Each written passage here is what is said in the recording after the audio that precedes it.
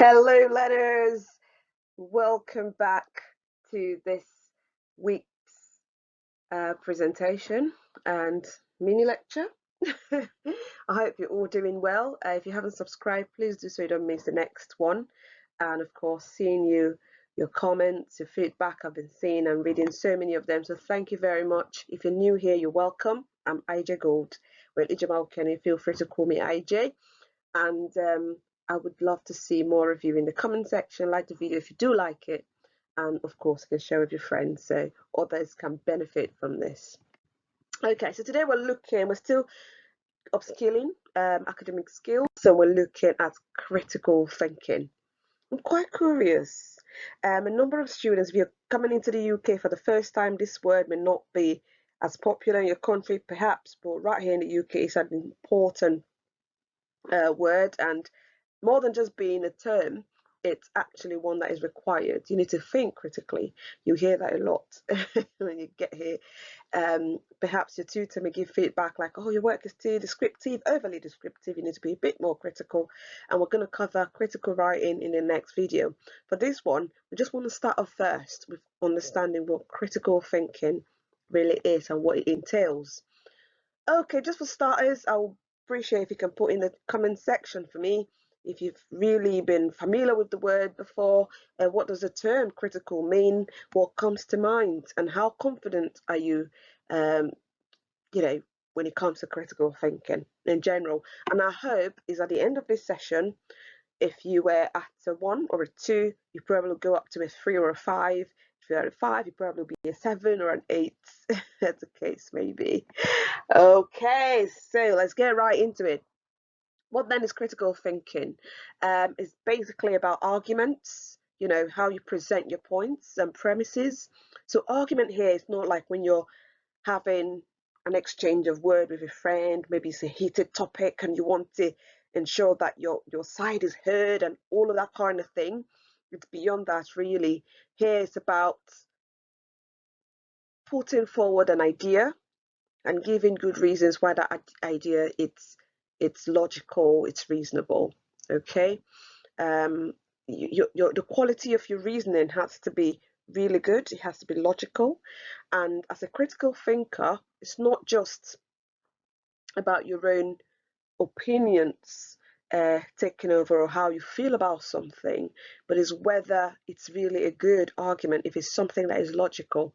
So as a critical thinker, you may recognize something that's really good, even if you don't necessarily agree with that point that's been raised.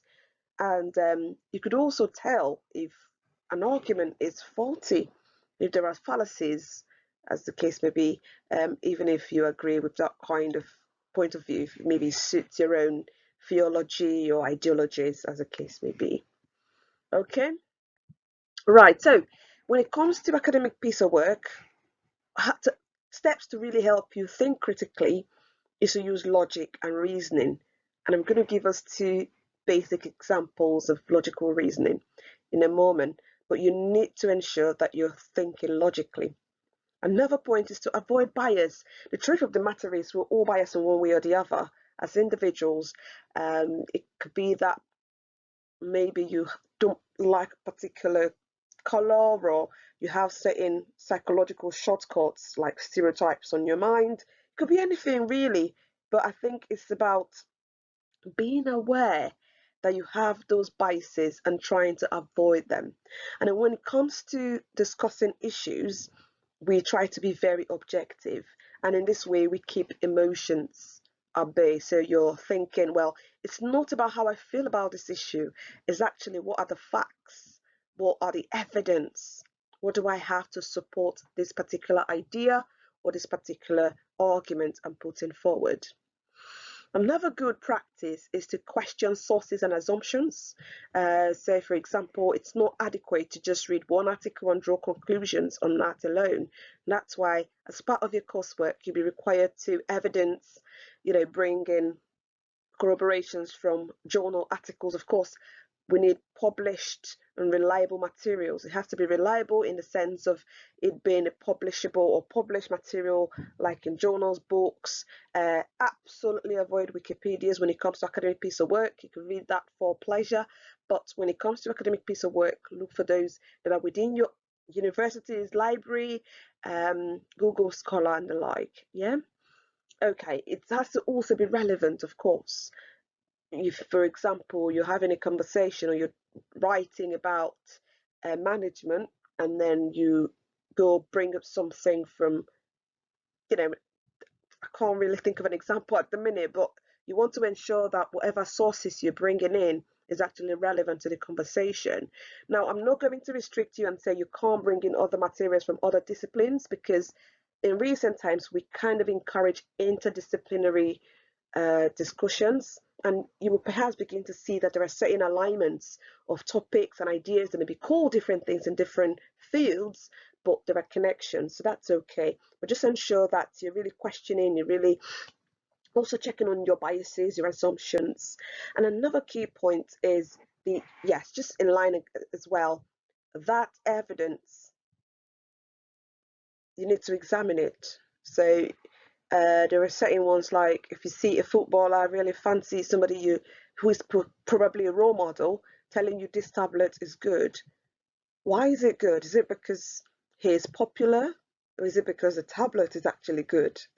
So I hope that helps you to kind of differentiate between, you know, evidence, to really question, really examine whatever you're using as your evidence, and explore connections. It could be in terms of the discipline. It could also be in terms of ideas. Uh, where was this published? Where was this research done? What's the connection? What are the differences? It will help you to really think more.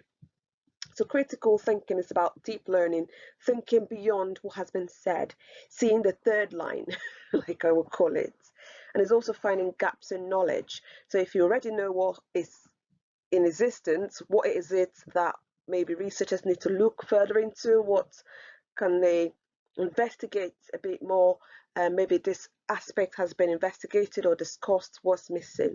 That's also really good. And of course, you need to draw conclusions.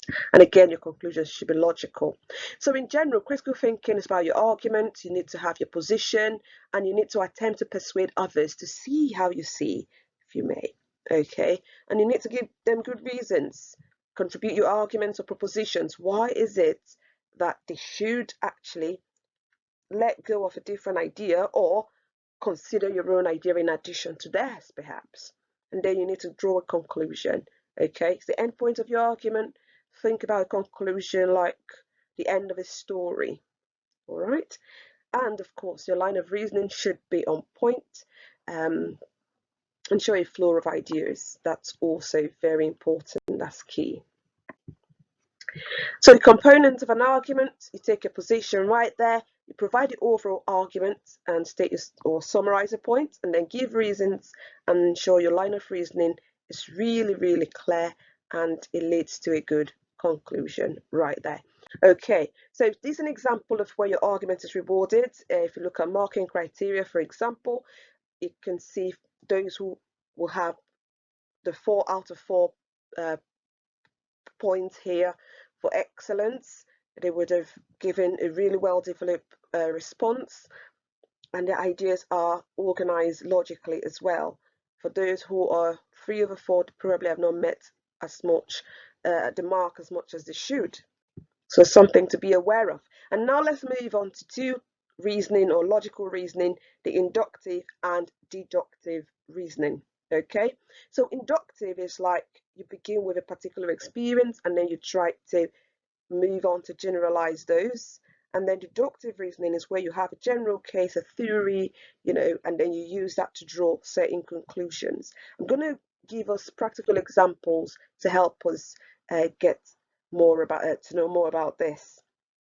So let's start with deductive reasoning.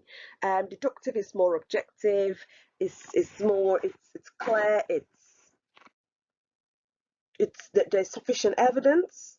Okay, so you apply facts, definitions, properties.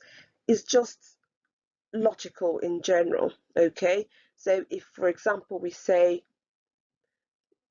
women have the capacity to give birth to children, Ada is a woman, therefore Ada has the capacity to give birth to a child.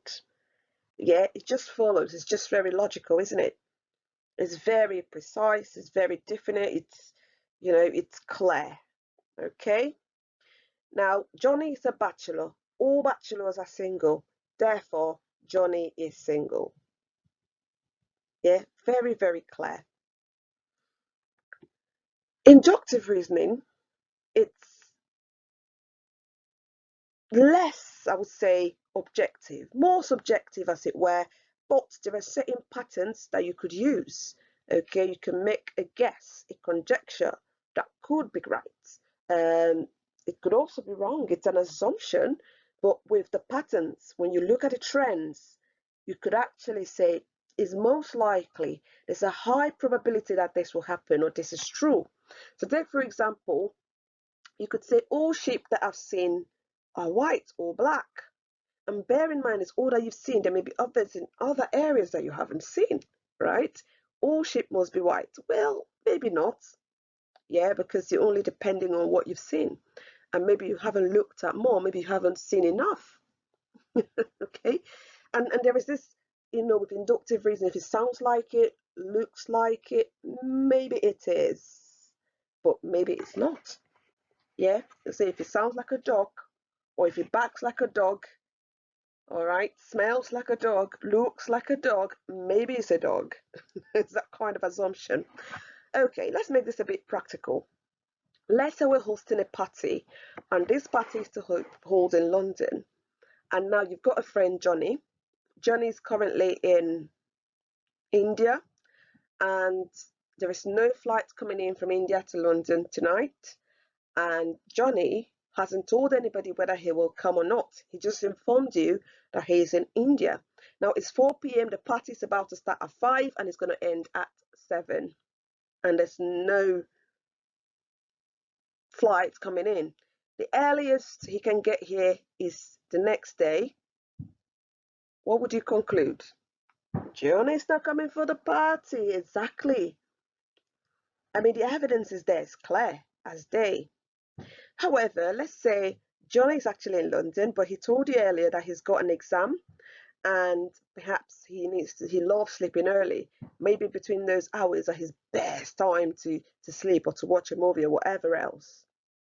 Is there a possibility that Johnny would come? Yes, but inductively, you could say, well, there is a pattern. Johnny sleeps around that time and Johnny has got an exam, so maybe he's not coming. Johnny could decide to show up. Now, this is inductive reasoning. The first one is very objective. The facts are clear. The evidence is there. So, yes, Johnny's not coming. The second one, maybe he would, maybe he wouldn't. But there's another kind of reasoning you don't want to attempt at all, and that's illogical reasoning. Let's say somebody asks you, do you think Johnny will come for the party? And you're like, oh no, I don't like Johnny's shirt. I don't like Johnny's hair or his dress or his shoes. So he's not coming. Ah, exactly. Now you know something is wrong. Why? Because obviously your dislike for Johnny or your love for Johnny doesn't change the facts around whether he will come or whether he wouldn't. So these are points to note when thinking through these issues. So when you're drawing your conclusions, when you're thinking about your rationale for certain things, you want to make sure you've got good reasoning, you want to make sure it's logical, very objective, you've got good references to back it up, and if it's inductive, you're using certain keywords. This suggests, this presumably, perhaps, those kind of words to kind of let people know there's no certainty, but with all of these kinds of trends and patterns you've seen, you can actually make or draw possible conclusions in regard to whatever phenomena or topic you're discussing. Okay, so I wanted to tell me in the comment section, what do you think about this? This one is for you, and hopefully I'll pick it up in our next video. Now, this is the assignment for you guys. So 5 students have just gone in to a hospital. They've carried out a research, and they noticed that 99% of the patients died on their beds. Now, one of them have drawn a conclusion: remove all the beds. That's a conclusion because 99% of the patients die on the bed. What kind of reasoning is this? Inductive, illogical, or deductive reasoning? I'd love to hear your answer. Please put those in the comment section and we'll pick up and let you know what the answer is. Of course, I hope you will get it really in the next video. All right then, thank you very much as our references right here, Florence Gold with Start from Excellence. Okay, subscribe if you haven't. Please share this video, let others know that having your point as clear as it can be, as logical as it can be, is very important if you want to aim for gold, you know, the sky. It's your starting point. You want to get those A's, first class and what have you right here in the UK or even in a part of the world where this kind of reasoning is appreciated or part of the educational system.